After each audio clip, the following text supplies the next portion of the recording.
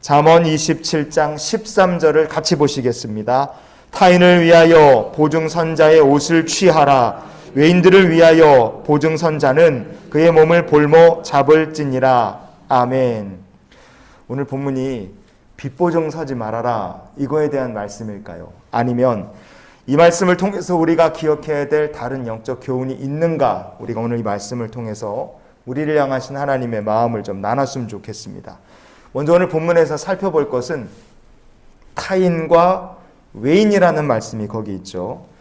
본문이 말하는 타인이라는 게 도대체 어떤 사람들인가? 타인, 이렇게 번역된 히브리어 본문이 자르라는 말입니다. 자르. 이 타인이라는 말은 그러면 정리를 해보면 어떤 의미냐?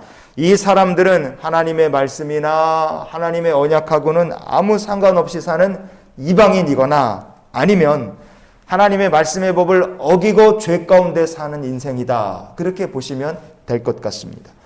외인이라고도 그랬어요. 외인이다. 이렇게 번역된 히브리어 본문이 노크리아흐 이렇게 되어 있습니다. 이 말은 외인, 외국인 그런 뜻인데 여성형으로 되어 있습니다. 여자라고 번역을 한 것은 포커스가 어디에 맞춰져 있느냐? 이 외인들이라는 사람은 우상을 섬기는 삶을 사는 사람들이다. 그렇게 보시면 이해가 빠릅니다. 오늘 본문이 말하는 타인, 외인이라는 것은 우리가 그 의미를 어떻게 정리를 해보면 되나? 이 사람들은 이런 사람들입니다. 첫째, 하나님의 말씀과 상관없이 사는 이방인들이고요. 둘째, 하나님 창조주의 말씀이나 창조의 질서를 따르는 것이 아니라 죄악 가운데 삽니다. 그리고 자기의 고집으로 세상을 사는 사람들이에요. 셋째, 이 사람들은 죄 사함의 은혜도 모르고 우상을 숭배하며 사는 사람들이다. 이렇게 보시면 됩니다. 그래서 예수님 누구신가 알지 못하고 철저하게 구원 바깥에 사는 사람들이다. 그 타인과 외인들은 지옥을 향해 가는 사람들이다. 그런데 오늘 본문에서 중요하게 보고 있는 부분은 어디입니까? 그 타인과 외인들에 대해서 집중하는 것이 아니라 그런 사람들에게 하나님의 백성이 보증을 서려한다. 그 부분을 오늘 본문이 집중하고 있는 겁니다. 그래서 우리가 제일 신경 써야 될 부분이 뭐냐면 이 본문에서는 보증이라는 말이에요. 왜냐? 옷을 빼앗기고 몸을 볼모로 잡히는 이게 책망이고 이게 벌을 받는 거지 않습니까? 근데 사람이 왜 책망받고 벌을 받게 되나? 그 근본적인 원인은 이 보증이라는 행위를 했기 때문에 그렇다는 거 우리가 생각해야 됩니다. 그럼 보증이다 이렇게 번역된 히브리어 본문이 뭐냐? 아라브라는 말이에요. 이 아라브라는 말에 오늘 이 말의 뜻에 오늘 말씀을 풀 열쇠가 들어 있습니다. 아라브, 이 말은 첫째는 서약한다, 맹세를 한다 그런 뜻이죠. 그래서 보증이라는 말로 쓰였고요. 두 번째는 교환한다, 맞바꾼다라는 뜻이 있어요. 그 세 번째는 발을 들인다 이런 의미가 있습니다. 어떤 사람이 옷을 뺏기고 어떤 사람이 자기 몸을 자기 인생을 볼모로 잡히면서 고생을 좀 해야 될 사람이겠습니까? 하나님과 언약 맺은 백성이면서도 하나님과 언약 맺은 그 인생을 죄악된 삶으로 맞바꾼 사람들이에요. 하나님의 백성 주를 섬겨야 될 사람이 우상을 섬기는 길에 발을 담궜습니다. 여러분 그런 사람이면 무엇이 확실하게 그 사람의 인생이 보증되겠습니까? 옷을 뺏기고 몸을 볼모 잡히는 것처럼 책망과 심판이 보증된 인생이 되는 거예요.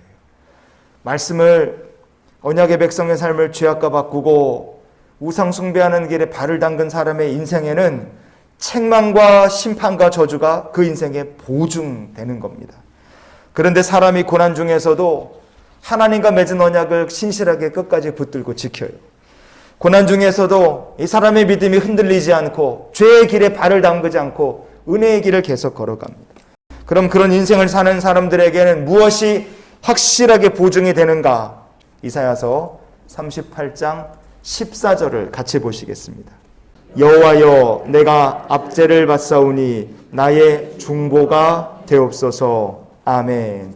히스기야 왕이 병에 걸려 죽을 위기에 처했어요. 그때 하나님께 그가 이렇게 기도합니다. 그 기도의 제목 중에 뭐가 있느냐? 하나님, 내가 이렇게 되었으니 나를 중보하여 주시옵소서. 히스기야가 사용한 중보라는 말이요, 히브리어로 오르베니라는 말입니다. 오르베니.